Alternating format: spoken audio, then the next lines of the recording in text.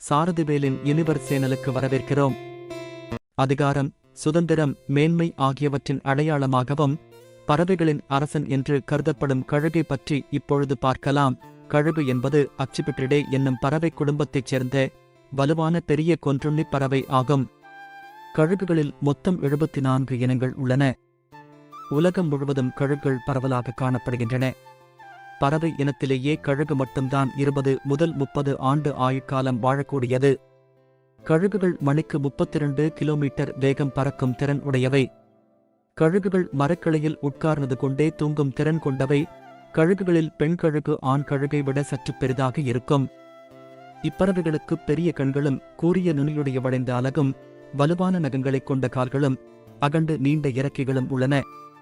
கழுகுகளில் 40 centimetre 500 gram அளவுடைய தென் நிக்கோபார் சர்ப்ப கழுகு தொடங்கி 1 metre நீளமும் 6.5 கிலோ எடையும் உள்ள செல்லரின் கடல் கழுகு மற்றும் பிலிப்பைன் கழுகு வரை கழுகுகள் அளவுகளில் வேறுபடுகின்றன.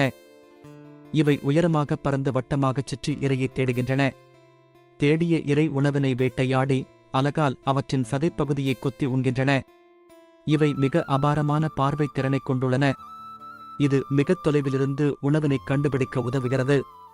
மிக உயரத்திலே பறந்தாலும் தரையில் நகரும் எலி, கோழிக்குஞ்சு போன்ற சிறு விலங்குகளைக் கண்டால் சடார் என்று கீழே பாய்ந்து தம் வல்லுகிறால் கவ்விக்கொண்டு போய்க் கொன்று உண்ணும்.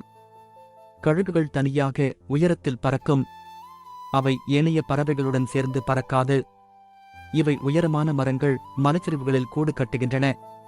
கழுகுகள் தாங்கள் இருக்கும் இடத்தினை வேறு யாருக்காகவும் விட்டுக் கொடுக்காது. பெரும்பாலான கழுகுகள் ஒரே இடத்தில் தான் மீண்டும் மீண்டும் முட்டையிட்டு அடைகாக்கும். ஒருமுறை 2 முட்டைகள் இடுகின்றன. முதலில் பொறித்து வெளிவரும் அல்லது பெரிய குஞ்சு தன் இளவலை குத்திக் கொன்றுவிடும். இவ்வாறாக ஆதிக்கம் செலுத்தும் குஞ்சானது பொதுவாக பெண்ணாக இருக்கும். பனி பிரதேசங்களில் மட்டும் கழுகுகள் அடிக்கடி இடம் பெயர்ந்து போவது போகும். ஆனால் பனிக்காலம் முடிந்தவுடன் மீண்டும் தன் கூட்டிற்கு வந்துவிடும். கழுகு தன் 40 வயதை அடையும் போது அதன் அலகு இரையை பிடிப்பதற்கும் உண்பதற்கும் பயனற்றதாகிவிடும். அதன் அலகும் வளைந்துவிடும்.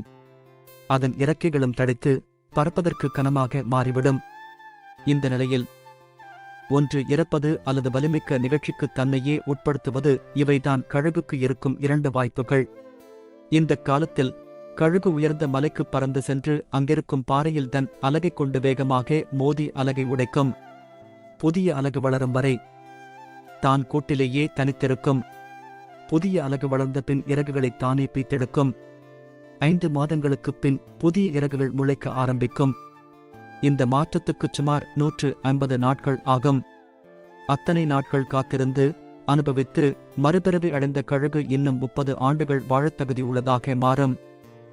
சாரதிவேல் யுனிவர் சேனலை பார்த்ததற்கு நன்றி.